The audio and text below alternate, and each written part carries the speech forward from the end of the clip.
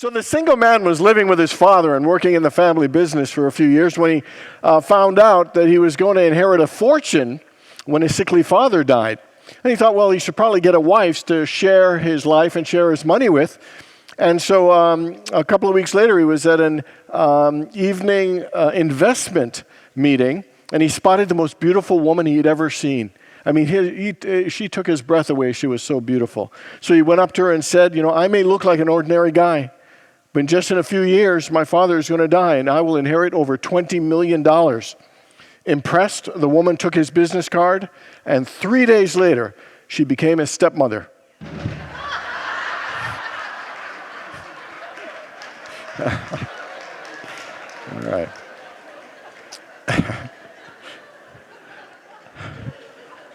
So clearly, she was better at estate planning than he was.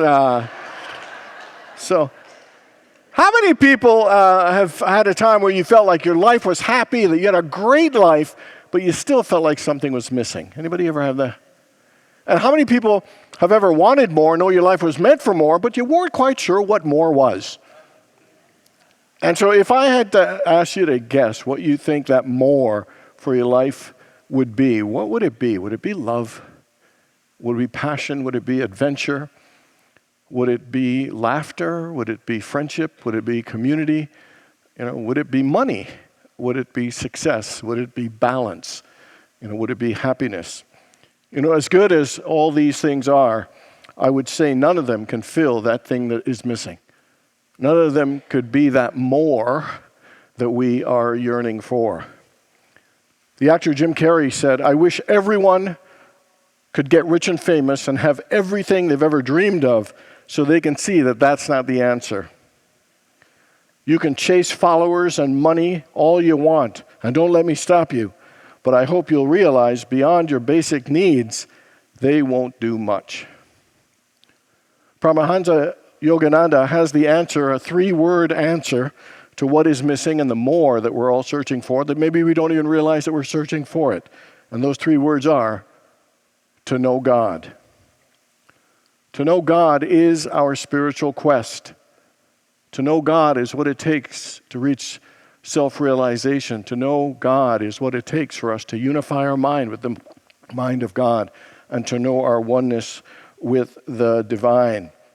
It is the more that we are all seeking that nothing else can be a substitute for. George Harrison, everybody knows, was the guitarist for the Beatles. And this guy was living the life, doing the thing that he enjoyed more than anything, that brought him great joy, music, and that they were hugely successful, they were hugely wealthy and famous, and he said this. He said, "Everything else can wait, but the search of God cannot wait." Because he knew that that is the thing that makes everything else possible. That is the thing that makes us be able to enjoy all the other aspects of our lives. It is to know God. So I want you to think about your spiritual life, your spiritual practice, and ask you, are you going as deep to seek God and know God in your personal spiritual practices as you can? How many people know you can go deeper than your current level of spiritual practice? Today we are in week 5 of our 10-week series, Your Spiritual Quest, the adventure of your life. Week 1 was called Bring It On. And it is not to run or hide from experiences of life, knowing that everything in our lives is there to help us on our spiritual quest to know our oneness with God. Week 2 was called Dream Big, that we're not here to play small, we're here to dream big. That we live in an abundant universe and we are creators, and dreams are what help open possibilities in our lives. Week 3 was called Love Large. It is not to close our hearts off, it is to open our hearts and love big, love large. It's to love the people in our lives more deeply and fully. It is to love those who we may not see eye to eye with and send them love, and also send love to ourselves.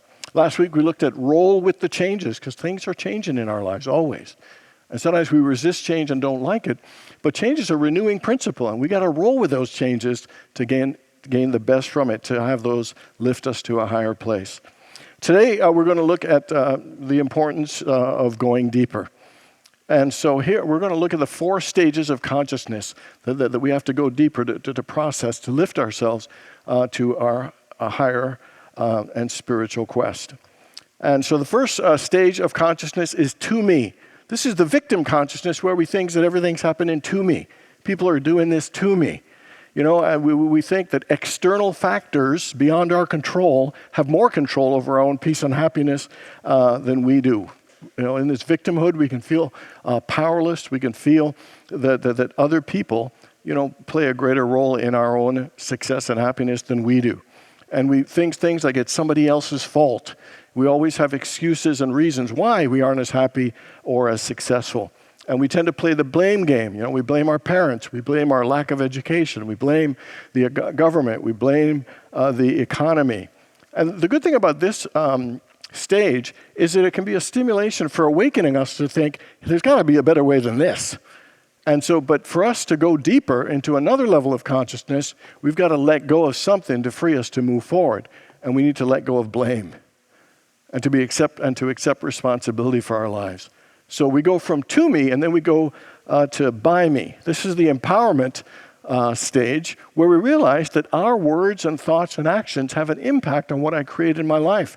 That we all have the power to shape our lives, to improve our lives and change our lives. We all have the power to fulfill our goals and dreams that we can overcome. And we begin to learn that there's spiritual laws that we can use and activate to fulfill our dreams and desires. And realize that we are powerful spiritual beings. And so this is the creator consciousness. And as good as this one is, there's something we need to let go if we want to grow and go deeper in our consciousness evolution and development. And what we need to let go of is the need to be in control and think we always have to have everything my way. And then we move from by me to through me. This is where we go from my way to God's way. This is when we allow God to flow through us and move through us.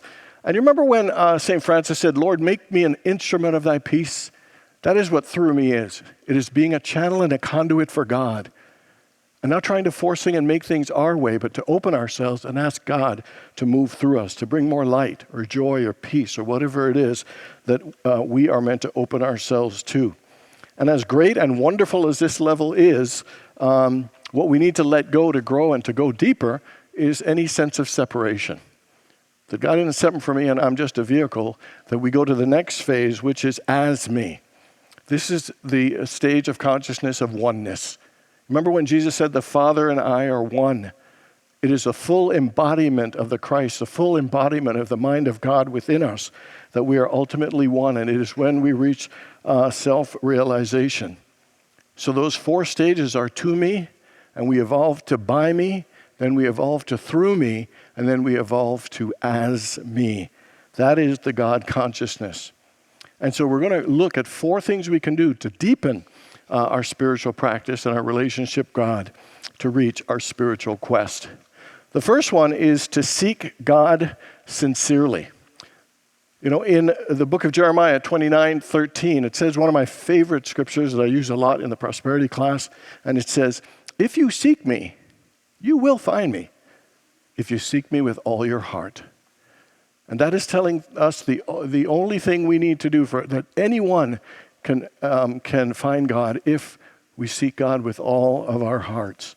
And that is to seek God with a sincere desire to know the source that created the sun and the stars and the intelligence behind all good in our lives. That it is a sincere desire to know God, to make that our highest desire. And it's not just the payoff, it is to actually know and feel God, the Creator, ourselves. It's not about what we're seeking, it's about the source that we are connecting with. And to make it a priority in our lives. That's why it says, seek ye first his kingdom and his righteousness, and all these things will be added unto you. So I ask you, how much of a priority is God in your life? How much of a priority is prayer and daily prayer and meditation in your life? If you seek me, you will find me if you seek me with all your heart. If you make that the focus and priority of your life. The second thing about seeking God with all our hearts means our hearts need to be clean and our hearts need to be pure. We can't seek God with a heart that thinks, I hate that guy's guts and I can't stand his face, but Lord, I want to know the fullness of your holy presence.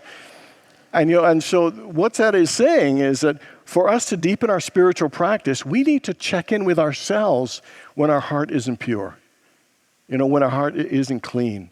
So I ask you right now, is there anyone in your life you're holding any resistance or resentment towards? Anyone in your life you're holding a grudge? Anyone in your life that you need to forgive and release and let go? Because every time we hold on to that, guess what? We make it very difficult to seek God with all of our hearts. Because sometimes our hearts are clouded with hurt and pain and resentment. And so we must get into a place where we recognize it regularly and then say to ourselves, create in me a clean heart, O Lord. Or God, help me forgive and release this negative pain to purify my heart again. And it is an important practice for us if we want to deepen, our deeper connection to God. Another important thing when we say seek God with all of our heart, it means we need to open our hearts and we need to connect and have a desire to feel God with our hearts. The Heart Math talks about heart coherence. And there are times we consciously close our hearts. Anybody ever been conscious of a time that you closed your heart off to somebody? Okay, one lady and myself. That's okay. But in the same way we can consciously close our hearts, we can actually consciously open our hearts. So everybody close your eyes, take a deep breath.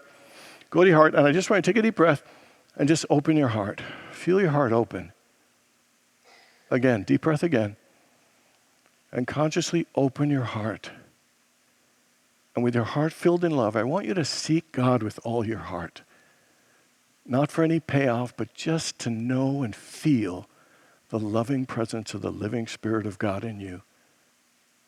One more time, deep breath. And seek God with all your heart. Just feel God and experience God in your heart. Amen. Can you open your eyes? Helen Keller said this. She said, I believe that God is in me as the sun is in the color, as the fragrance is in the flower, the light in my darkness, the voice in my silence. What I loved about that when I read that, I thought, my God, that felt so sincere, didn't it? Didn't it feel so pure and sincere?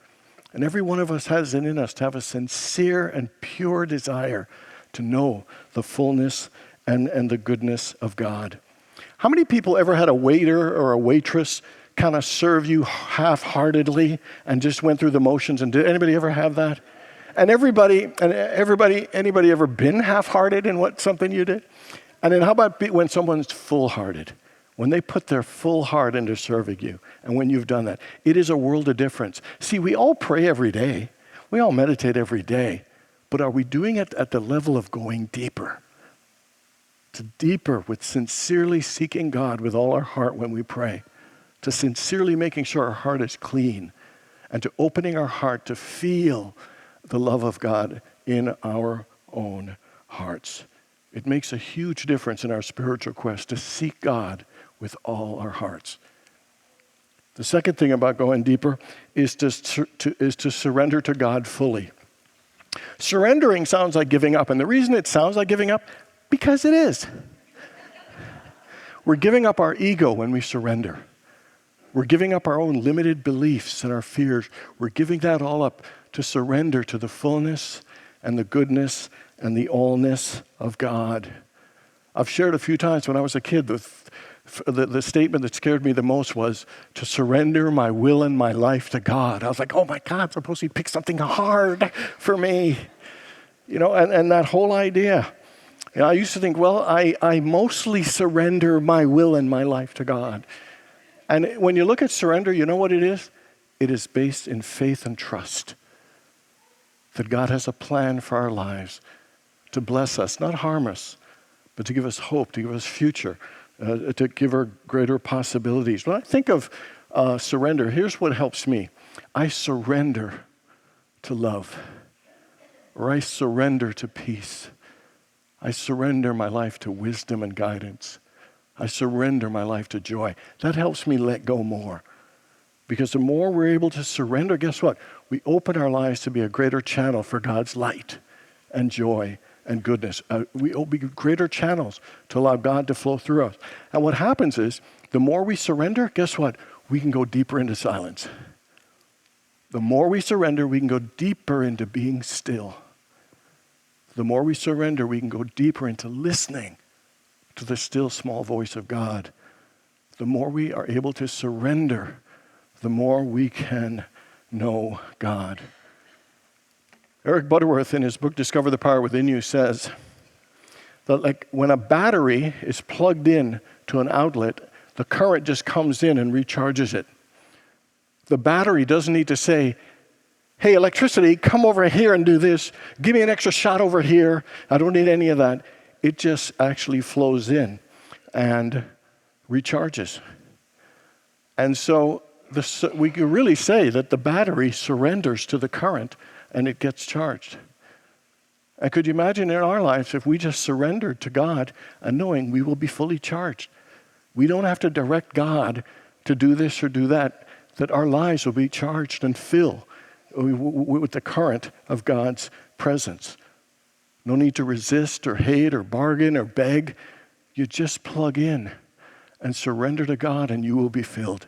You will be recharged in amazing and wonderful ways. You know, surrendering is about trusting God enough that you're willing to let go and open your life to a fuller and richer experience. And it is a powerful thing. Are you willing to let go? Are you willing to go deeper by surrendering your heart and your life fully to God? The next thing about going deeper is to invest time daily with God. So how many people here have ever been too busy to pray and you just didn't have enough time to pray? Anybody ever not have enough time to pray? You know, sometimes we can be like the guy who had this huge library and one whole wall was devoted to books about how to pray. And he was giving his friend a tour one day and his friend said, oh my God, you must have so much knowledge and wisdom and insight about meditation that you must have some deep and powerful mystical experiences.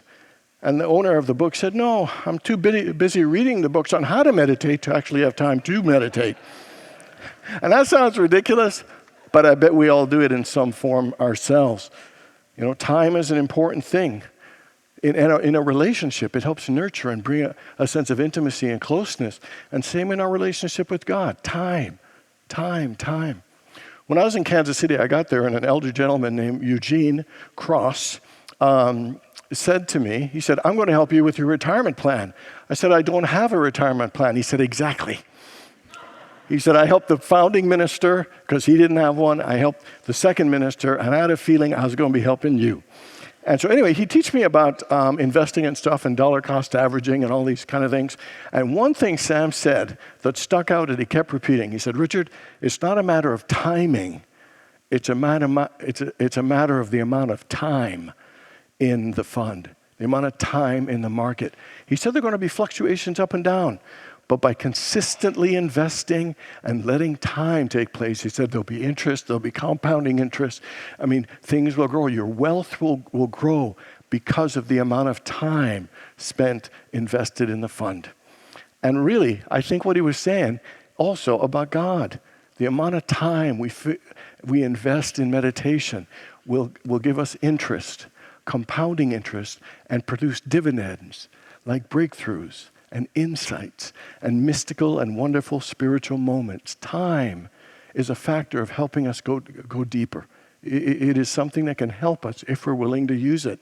Several years ago, I went to the Soka Gakkai Buddhist facility at Coulter. And you know that chant they do? Nam Myoho Renge Kyo, Nam Myoho Renge Kyo. They just repeat it, like 20, 30 minutes. I mean, it's long. And so I did it, and I'm going, Nam Myoho Renge Kyo, Nam Myoho Renge Kyo, and it's just mechanical. But after about 20 minutes, something happened, and I dropped in to a place of calmness and peace that I hadn't felt before. It was one of the most mystical and beautiful experiences of my life, where everything just slowed down, and I literally just felt at one. It was amazing. And I would tell you, it was a function of time. After a minute or two, that wouldn't have happened. I had to go in the 20 minutes to get beyond my intellect and to go deeper where I could connect on a more profound level of awareness and my consciousness. And that's why time is such an important thing, to spend more time in the silence, to spend more time going deep. In the moment of the practice, but also over a period of time, it absolutely makes a difference. How many people know that you could and would be blessed by spending more time in prayer? Every one of us knows that. So let me ask you, how many minutes a day do you pray? And how many minutes a day do you think it would be good for you to pray? Like, do you pray for 10 minutes and maybe it'd be good to do prayer for about 20 minutes? Or how about this question? How much do you think God is worthy of you taking time every day to pray? And how worthy are you to take time to sit and pray every day? A part of going deep is time. Let your mind have the time to go a little bit deeper, a little bit deeper. I had a karate instructor years ago who was really more of a mentor than he was a karate instructor.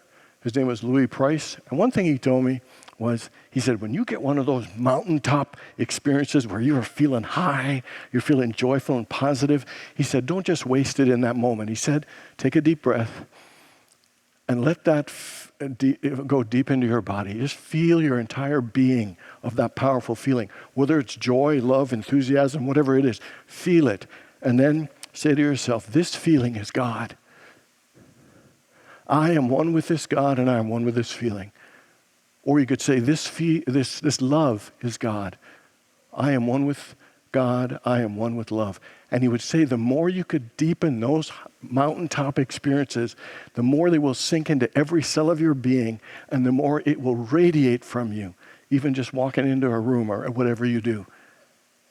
It is a way to go deeper, to consciously take that high energy we've got and deepen it in us and claim it, our oneness with it and our oneness with God.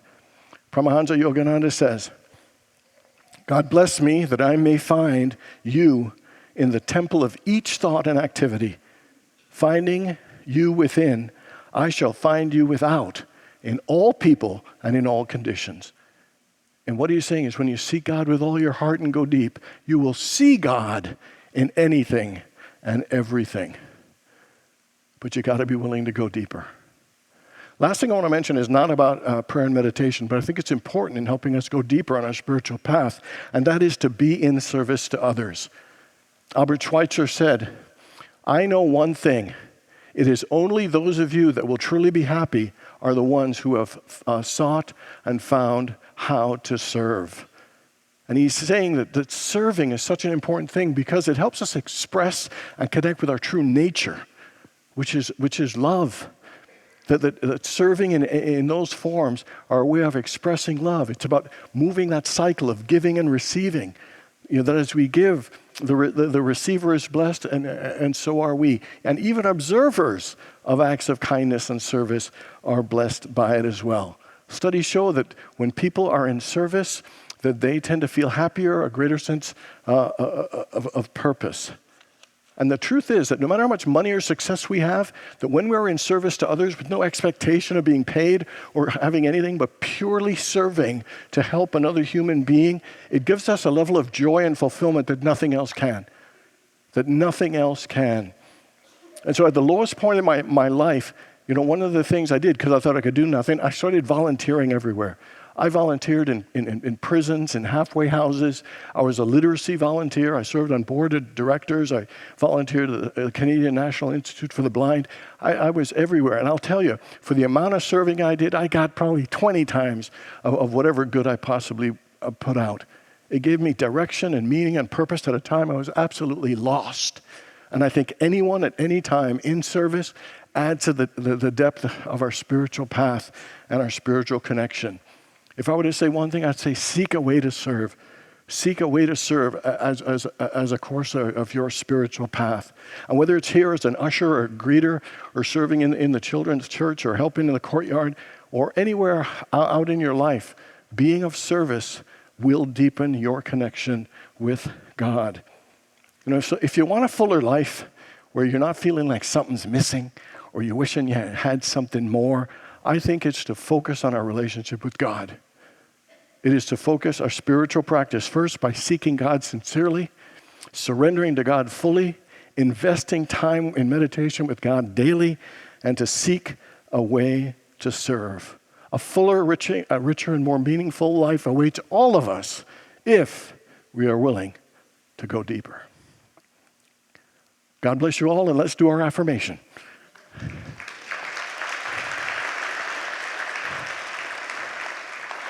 All right, here we go, gang, together. God is my source. I open myself to the fullness, goodness, and allness of God by turning within. I, Richard Maraj, make a commitment to daily prayer and meditation, seeking God with all my heart and always desiring to go deeper. God bless you all. Woo.